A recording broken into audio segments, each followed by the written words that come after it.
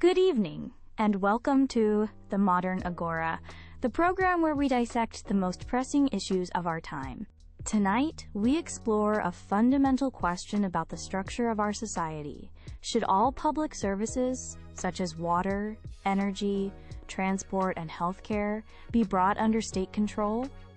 This is the policy of nationalization, a topic that inspires passionate debate about the role of the state versus the free market. To argue in favor of nationalization, we have Dr. Arthur Vance, a distinguished professor of social policy with decades of research in the field. Welcome, Dr. Vance. Thank you for having me, Isabel. And arguing against, we're joined by Eleanor Vance, the CEO of a leading private infrastructure firm and a prominent advocate for market-based solutions. Welcome to you too. It's a pleasure to be here. We'll begin with opening statements. Each of you will have a few minutes to present your core arguments. Dr. Vance, the floor is yours. Thank you. The debate over nationalization is, at its heart, a debate about purpose. What is the fundamental purpose of a public service? Is it to generate profit for shareholders, or is it to serve the public good? I argue unequivocally for the latter. Essential services like water, electricity, and healthcare are not commodities. They are fundamental human rights. They are the bedrock upon which a dignified and functional society is built. When we privatize these services, we introduce a profit motive that's often fundamentally at odds with the public interest. A private company's primary legal and financial duty is to its investors, not to its customers. This creates what's often called a quote-unquote postcode lottery. Services become excellent in affluent, densely populated areas where profits are high, while they degrade in rural or less affluent areas where the returns are lower. Nationalization corrects this imbalance. It ensures equitable access for every citizen, regardless of their income or geographical location. The guiding principle becomes universal service quality, not selective profitability. Furthermore, state-run services are directly accountable to the public through democratic processes. If a nationalized rail service is failing, the government is held responsible at the ballot box. This creates a powerful incentive for long-term planning and investment in crucial infrastructure, free from the short-term pressures of quarterly earnings reports. By placing these vital assets in public hands, we ensure they're managed for the collective benefit, fostering stability, fairness, and a society that prioritizes the well-being of its people over private financial gain. Thank you, Dr. Vance. Eleanor Vance, your opening statement, please. Thank you, Isabel. Dr. Vance presents a very idealistic vision, but one that I believe is disconnected from the practical realities of management, economics, and human nature. The core of my argument is this: market competition, when properly regulated, is the most powerful engine for efficiency, innovation, and consumer value ever created. To abandon it is to embrace stagnation. Let's talk about efficiency. Private companies live or die by their ability to manage resources effectively and eliminate waste. They have a powerful incentive to keep costs down, which translates into more affordable prices for consumers. In stark contrast, state-owned monopolies often become bloated and bureaucratic. Without the pressure of competition, there's little incentive to improve processes, adopt new technologies, or control spending. They can become complacent, knowing they have a captive market. This inefficiency ultimately becomes a massive burden on the taxpayer. When a nationalized industry runs at a loss, as they so often do, the government has two choices: bail it out with public money, leading to higher taxes, or impose austerity, leading to a decline in service quality. It's a lose-lose scenario for the citizen. Then there's the critical issue of innovation. Competition forces companies to constantly improve their offerings and customer service to stay ahead. A private energy company might invest in smart grid technology to give consumers more control, while a private telecom company might pioneer faster networks to attract new customers. State monopolies lack this dynamic pressure. They have no rivals to challenge them, which stifles innovation and leaves the public with outdated, inefficient services. The goal shouldn't be state ownership, but creating a system that delivers the best outcomes for people, high quality, fair prices, and continuous improvement. That system is a well-regulated, competitive market. Thank you both for those clear and compelling opening arguments. We now move into our discussion and rebuttal phase. Dr. Vance, Ms. Vance raised several key points about efficiency and innovation. How do you respond to the charge that state-run services are inherently inefficient and stifle progress? The argument about private sector efficiency is a common one, but it's a significant misconception when applied to essential public services. Many of these services are what economists call natural monopolies. You can't have 3 or 4 different water companies laying competing sets of pipes to your house. It's economically and logistically nonsensical. The same applies to rail lines or national energy grids. Therefore, the reality of privatization is not the vibrant multiplayer competition that Ms. Vance describes. The reality is a private monopoly, which can be the worst of all worlds. It has the power to exploit consumers and cut corners on investment without the democratic accountability of a public body. A well-managed public entity, on the other hand, can absolutely be efficient. Its efficiency is just measured differently, not by profit margins, but by public value, reliability, and universal access. It puts people before profit, which is a strength, not a weakness. If I may interject, Dr. Vance is confusing the infrastructure with the service.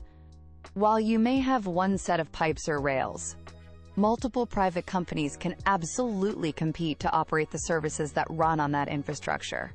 This is precisely how we've seen innovation and price reductions in sectors like telecommunications. The state can own the core infrastructure and set the rules, but private operators should compete to offer the best service to the public. This model fosters competition while acknowledging the, quote, natural monopoly of the physical network. That model has been tried, and it often leads to fragmentation, blame shifting, and a lack of holistic, long-term investment. When a train is canceled, the private operator blames the state-run track owner, and the track owner blames a lack of funding from the government. The passenger is left stranded in the middle. As for innovation, the claim that the state doesn't innovate is historically false. The internet began as a government project. GPS was developed by the U.S. military. Many of the most significant medical breakthroughs have come from publicly funded university research. The private sector is often risk-averse and unwilling to fund the foundational, long-term research that leads to genuine breakthroughs. Eleanor Vance, Dr. Vance brings up democratic accountability and the idea that public services are a human right. How does a market-based system ensure equitable access, and how can citizens truly hold a private corporation accountable? Dr. Vance paints an idealistic picture of public ownership, but it ignores the reality of political interference. State-run services are often used as political tools. Budgets are slashed or expanded based on election cycles, not on long-term need. Projects are greenlit for marginal constituencies to win votes, not because they're nationally strategic. Service quality can suffer terribly not because of a profit motive, but because of short-sighted political decisions. The key isn't ownership, it is the framework of governance. A private market governed by a strong, independent regulator is far better insulated from this political meddling. This regulator can enforce universal service obligations, mandating that companies provide service to unprofitable areas. It can cap prices to protect consumers from exploitation and set stringent quality standards that must be met under penalty of heavy fines or loss of license. As for accountability, which is more effective? Waiting 5 years to cast a single vote against a government that has overseen poor service? Or having the immediate power, as a consumer, to switch your electricity or internet provider to a competitor who offers a better deal or service? The market provides direct, immediate accountability. That's a fantasy for most essential services. As I said, you can't switch your water company. In many regions, there's only one available high-speed internet provider. The power to switch is an illusion for millions of people. Their only recourse is a regulator, which is often underfunded and susceptible to lobbying from the very corporations it is meant to oversee. The accountability of the ballot box may be slow, but it's profound. It allows for a national conversation and a collective decision about the standards we expect from our essential services. It is a decision about our shared values as a society. And what happens when that collective decision leads to the state appointing managers who are political allies rather than industry experts? What happens when unions demand unsustainable wage increases that the taxpayer must fund? The idealized democratic control often descends into mismanagement and political patronage. A private company, on the other hand, must hire the best people to succeed. Its leadership is chosen based on merit and expertise in the field, not political connections. This leads to better operational decision-making and, ultimately, a better service. We're approaching the end of our discussion time. I'd like to move to closing statements. Dr. Vance, please summarize your position. Certainly. The choice before us tonight is clear, and it is a moral one. Do we want our essential services, the very foundations of a decent life, to be run for the collective benefit of everyone, ensuring fairness and quality for all citizens? Or do we want them run for the financial benefit of a small group of shareholders, where decisions are dictated by profit margins instead of public need? The profit motive has no place in the delivery of a fundamental human right. Nationalization is not a nostalgic step backward. It's a pragmatic investment in a more stable, just, and cohesive society. It's about building a system that's designed, from the ground up, for the public good, not for private gain. It ensures that every citizen is valued equally, and that's a principle worth fighting for. Thank you, Dr. Vance. And Ms. Vance, your final thoughts. We all share the same goal: high quality, affordable, and reliable public services.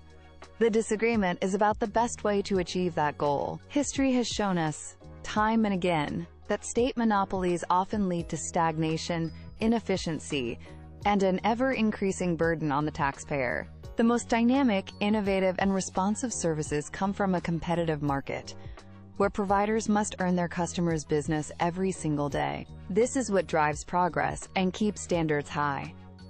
The solution is not to turn back the clock to a failed model of monolithic state control.